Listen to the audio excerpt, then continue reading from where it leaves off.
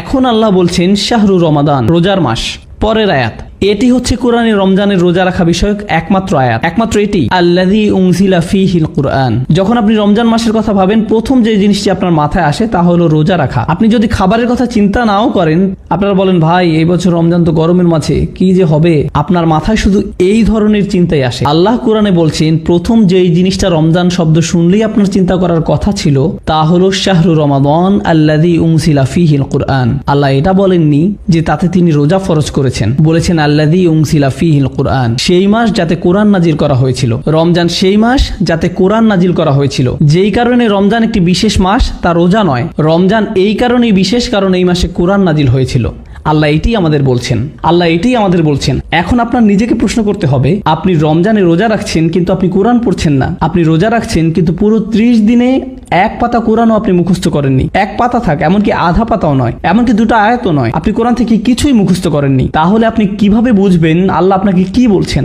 রমজানের পুরো উদ্দেশ্যটাই ছিল কোরআন নাজিল হওয়াটা উদযাপন করা। আমি আগেও বলেছি, একটা জাতির জন্য প্রথম যে জিনিসটা দরকার তা হলো রাজধানী। এখন আমাদের নতুন রাজধানী কি? কাবা। দ্বিতীয় যে জিনিসটা দরকার সেটি হলো একটি জাতির জন্য সংবিধান। আর আমাদের সংবিধান কি? কোরআন। আর সংবিধান যখন লিখিত হয় আর অনুমোদিত হয়, প্রত্যেক জাতি তা উদযাপন করে। প্রত্যেক জাতি যাদের সংবিধান আছে তাদের একটি সংবিধান দিবসও আছে, যেদিন তাদের সংবিধান কার্যকর হয়েছিল। আছে সবার এরকম দিবস, ঠিক আছে? আমাদের সংবিধান নাজিল হয়েছিল রমজান মাসে। আল্লাহ আমাদেরকে শুধু একদিন দেননি উদযাপন করার জন্য, উনি আমাদেরকে পুরো 30টা দিন দিয়েছেন। রমজান মাস এটারই উদযাপন যে আল্লাহ আমাদেরকে এক উম্মাহ করেছেন। এখন আমাদের নিজস্ব রাজধানী আছে, নিজস্ব সংবিধান আছে এবং আমাদের নিজস্ব রোজা রাখার দিন আছে। ইহুদিরা যেদিন রোজা রাখতো এটা আর সেই দিন নেই। আর আইয়াম মাদুদাত নয়, পুরোপুরি আলাদা করে ফেলেছেন। রমজানের পুরো উদ্দেশ্যটাই ছিল কোরআন নাজিল হওয়াটা উদযাপন করা। এটা শেষ। তাই আপনি যদি নিজেকে ইয়া আইয়ুহাল্লাযীনা আমানু এর অন্তর্ভুক্ত করতে চান, তাহলে আপনাকে আপনার নামাজের দিক পরিবর্তন করতে হবে, আপনাকে রোজা রাখার দিন পরিবর্তন করতে হবে। অন্য কোনো অপশন নেই।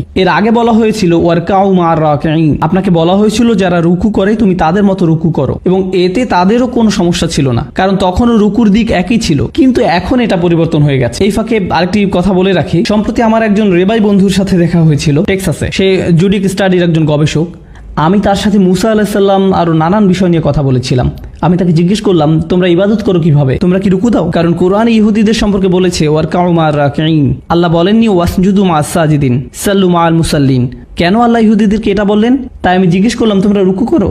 আমি জানি তোমাদের সিজদা আছে, রুকু আছে। তো সে বলল, আমাদের কিছু রুকু আছে যেটা আমরা বছরে একবার করি। এক সময় এটা একটা নিয়মিত ব্যাপার ছিল। আমি জানতে চাইলাম, তোমাদের সিজদা আছে? সে বলল, হ্যাঁ আমাদের সিজদাও ছিল, যাতে আমরা মাটিতে মাথা নত করতাম। এখন আমরা আরেকটা ইবাদত করি যাতে আমরা ফরিয়াদ জানাই যে কেন এটি আর এখন করি না। ইয়া সালাম।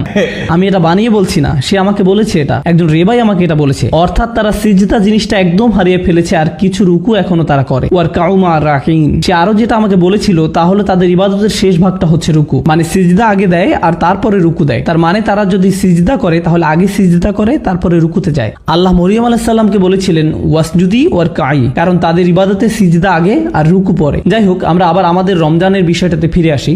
শাহরু রমাদান আল্লাযী উনজিলা ফীহিল কুরআন হুদাল লিন-নাস। মনে হচ্ছে মুখে একটা বড় চর খাওয়ার মতো অবস্থা, কারণ তিনি বলছেন কোরআন সকল মানুষের জন্য পথ প্রদর্শক। এই আয়াত শুধু মুসলিমদের জন্য না, এটা মদিনার ইহুদি সম্প্রদায়ের জন্য। তারা ভাবে যে যখন ওহী আসে সেটা কাদের জন্য আসে? শুধু তাদের জন্য, শুধু তাদের জন্য। আল্লাহ বলছেন না, এবার ওহী শুধু তোমাদের জন্য না, এটা সমগ্র মানব জাতির জন্য। হুদাল লিন-নাস। আল্লাহ এটাও বলেননি যে হুদাল লিল আরব, হুদাল লিল বনি ইসরাঈল, হুদাল লিল বনি ইসমাঈল, হুদাল লিল বনি ইব্রাহিম। না না না না, হুদাল লিন-নাস, এটা সমগ্র মানব জাতির জন্য। এটা আমাদের ধর্মের সবচেয়ে সুন্দর জিনিস বলা যায়, আমাদের ধর্মের সবচাইতে সুন্দর জিনিস। আপনি আমেরিকা, অস্ট্রেলিয়া বা খালজিতে বা পাকিস্তানে যে জায়গাতেই কোনো মসজিদে যান না কেন, যত জাতির মানুষই থাকুক না কেন, সবাই এক কাতারে দাঁড়ায়। এমন কোনো ভেদাভেদ করা হয় না যে সবচেয়ে ধনীরা সামনের সারিতে, মধ্যবিত্তরা মাঝের সারিতে, সুইপাররা শেষ সারিতে। না না, এরকম করা হয় না। না না, সবাই এক কাতারে দাঁড়ায়। হতে পারে বস আর কর্মচারী একই সাথে দাঁড়িয়েছে, এমনও হতে পারে কর্মচারী প্রথম কাতারে, বস শেষ কাতারে, এটাও হতে পারে। আবার এমনও হতে পারে যেই লোক আপনার জন্য কাজ করে সে ইমামতি করছে আর আপনি তার পিছনে দাঁড়িয়ে আছেন, এটাও হতে পারে।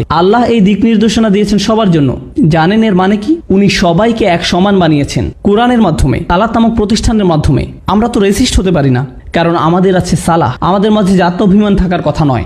আমরা এটা বলতে পারি না যে আমার জাতি তোমার থেকে ভালো, আমার জাতীয়তা তোমার থেকে ভালো, আমার ভাষা তোমারটার থেকে ভালো, আমার গায়ের রং তোমারটার থেকে ভালো, আমার গ্রাম তোমারটার থেকে ভালো। এরকম আমরা করতে পারি না। আর জানেন কখন এই জিনিসটা আমাদের আরো বেশি মনে পড়ার কথা? যখন আমরা নামাজে দাঁড়াই, যখন বিলাল রাদিয়াল্লাহু তাআলা আনহু উসমান রাদিয়াল্লাহু তাআলা আনহুর পাশে দাঁড়ান, সেটা আমাদের মনে করিয়ে দেয় যে আমরা সমান। এটাই হুদাল্লিন নাস। এটার অর্থ এটাই। জানেন কেন আমি এগুলো বলছি? কারণ আমি মুসলিমদের মাঝে এই প্রবণতা দেখেছি। আমি মুসলিমদের মাঝে জাতীয়তাবাদ দেখেছি। আমি দেখেছি মুসলিমরা অন্য দেশীয়দেরকে নিয়ে তামাশা করে, অন্যদেরকে ছোট করে, তাদের সম্পর্কে বাজে কথা বলে, অন্যদের ভাষা নিয়ে বাজে কথা বলে। আরবরা নন আরবদের নিয়ে তামাশা করে, বাংলাদেশিরা পাকিস্তানিদেরকে নিয়ে করে, পাকিস্তানিরা আবার ভারতীয়দেরকে নিয়ে করে, ফিলিপিনোরা মালয়েশিয়ানদেরকে নিয়ে তামাশা করে। কি হচ্ছে আমাদের এসব? আমরা কি নামাজ পড়ি না নামাজ? আমরা সালাত থেকে শিখছি না কিছু? আমরা কোরআন থেকেও কি কিছু শিখছি না? আমি বলেছি আপনাদের আগেও যে আমাদের শুধু খোসাটাই আছে, ওই অনেকটা ভিতরে ডিম নেই, শুধু খোসা আছে, এরকম অবস্থা।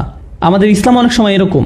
আপনাকে দেখতে মুসলিম মনে হয়, মুসলিমরা যেমন কথা বলে আপনি সেরকম কথা বলেন, কিন্তু আপনার হৃদয়ের ভিতরে আপনার দ্বীনের জন্য কোনো ভালোবাসা নেই। এখানে যারা বসে আছেন সবাই এই মুহূর্তে এখানে ভিন্ন সংস্কৃতির অনেকে বসে আছেন। এটি একটি আন্তর্জাতিক সমাবেশ বলা যায়। এই মুহূর্তে এটাকে জাতিসংঘও বলা যেতে পারে। একটা কথা বলি, আমি আপনার নাম জানি না, কেউ কেউ হয়তো আমার নাম জানেন, কিন্তু আমি কারো নাম জানি না। কিন্তু জানি আমাদের মাঝে এমন একটা সম্পর্ক আছে যা রক্তের সম্পর্কের চেয়েও গাঢ়। শুধুমাত্র আমরা সবাই লা ইলাহা ইল্লাল্লাহ বলি, এই কারণে এটি রক্তের থেকেও গাঢ়। শুধুমাত্র এই কারণে এই কোরআন আমাদেরকে এক সুতায় গাঁথে। এবং এই কথাটা ইহুদিদেরকেও বলা হয়েছিল। কেন জানেন? কারণ ওরা বিশ্বাস করতো তারা বিশেষ, বাকি সবাই সেকেন্ড ক্লাস, তারা প্রথম সারির, বাকি সবাই সাধারণ, আর তারা হচ্ছে আল্লাহর নির্বাচিত বিশেষ জাতি। আল্লাহ বলছেন যে কেউ কোরআনের একজন অনুসারী হতে পারে। হুদাল্লিন নাস, সমগ্র মানব জাতির জন্য খোলা দাওয়াত। এর মধ্য দিয়ে সমাপ্তি ঘটে সব ধরনের বর্ণ বৈষম্য, জাতীয়তাবাদ, গোত্রবাদ, এই সব কিছু দূর করে দেয়। সুবহানাল্লাহ, কি চমৎকার একটি দিন, কি চমৎকার ব্যাপার। এমনকি আমেরিকা তো আমি বলতে পারবো যে একই এলাকার মাঝে কালোদের জন্য আলাদা গির্জা আছে, স্প্যানিশদের আলাদা গির্জা, গ্রিকদের আলাদা গির্জা, এমনকি ব্রুকলিনের মতো জায়গা তো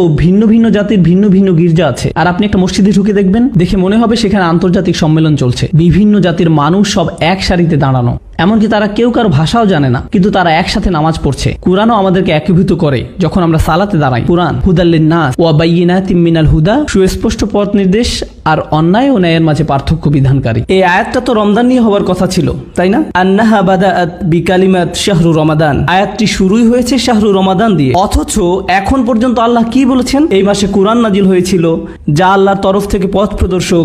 মানে হচ্ছে এই নির্দেশনাগুলো এক একটি আশ্চর্য ব্যাপার। ওয়া বাইয়িনাতিম মিনাল হুদা ওয়াল ফুরকান, সুস্পষ্ট পথ নির্দেশ আর ন্যায় ও অন্যায়ের মাঝে পার্থক্য বিধানকারী। এতক্ষণ পর্যন্ত আল্লাহ রমজান নিয়ে একটি কথাও বলেননি, শুধু কোরআন। আয়াতের অর্ধেকের বেশি অংশের আলোচনা কোরআন নিয়ে। কেন তিনি এরকম করলেন?